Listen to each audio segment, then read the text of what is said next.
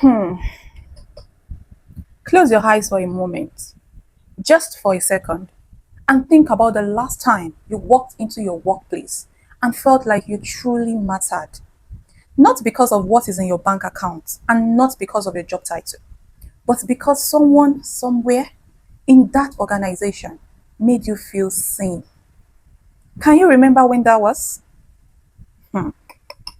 For a growing number of employees across Africa, the honest answer is it has been a while. And that gap between being paid and being valued is costing our workplaces far more than most leaders realize. Let's start with what the data tells us because the picture it paints is both troubling and strangely hopeful at the same time. According to Gallup's State of the Global Workplace 2025 report, employee engagement across Sub-Saharan Africa sits at just 19%. What? While 72% of employees in the region say they are either watching for or actively seeking a new job. Jesus! That is the highest intent to leave rate of any region in the world.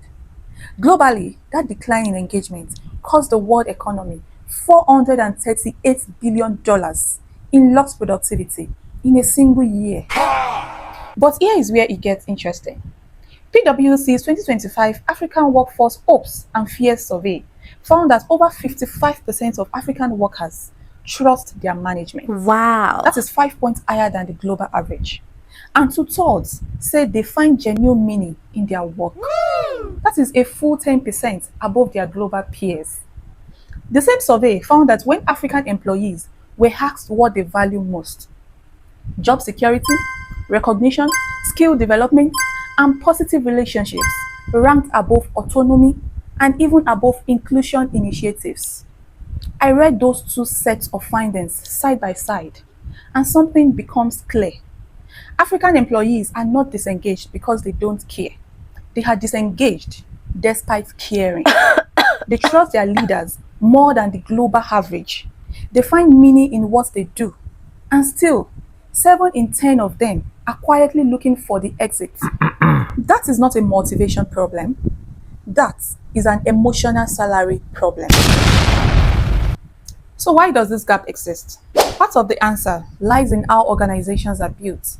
Most performance and reward systems across Africa are still designed almost entirely around financial compensation, salary reviews, bonuses, allowances. This matters, okay?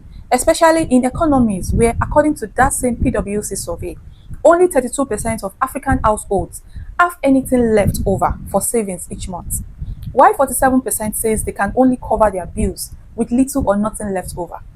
But financial pressure does not cancel out emotional needs. It simply means employees are forced to choose between a job that pays and a job that sees them, when what they actually want and what the data says they value most is recognition, growth, security, and genuine relationships at work. The other part of the answer lies with leadership. Gallup research has found that managers alone account for 70% of the variance in how engaged their teams are. Yet across the world, fewer than half of managers have ever received formal training in how to lead people. Not processes, not training on targets, how to lead people. We promote people into leadership because they were excellent individual performers. And then we hand them teams without ever teaching them how to make another human being feel valued. The result is leaders who are technically capable and emotionally under-equipped, and employees who quietly absorb that gap year after year until they leave. My leaders, so what does the path forward actually look like? Well, it starts with recognition, not as an occasional gesture, but as a system. Okay. LinkedIn's workplace learning report found that 94% of employees say they would stay at a company longer if it simply invested in their development. Not pay them more, invested in them. That is one of the clearest signals we have that people are not only counting naira, cedis or shillings, they are counting how much their growth matters to the people they work for. It also requires training managers, specifically in the emotional dimension of leadership. How to give meaningful feedback, how to notice when someone is struggling, how to say thank you in a way that actually lands. This is not a soft skill add-on. Given that managers drive 70% of engagement, training them in this single area may be the highest leverage investment any organization can make. And it requires building psychological safety into the culture. Yes. Creating an environment where people can speak honestly, take risks, make mistakes without fear. Because Google's own internal research, through its Project Aristotle study, found psychological safety to be the strongest predictor of high performing teams, ahead of skill, experience, or resources. Now, let's talk about return on getting this right.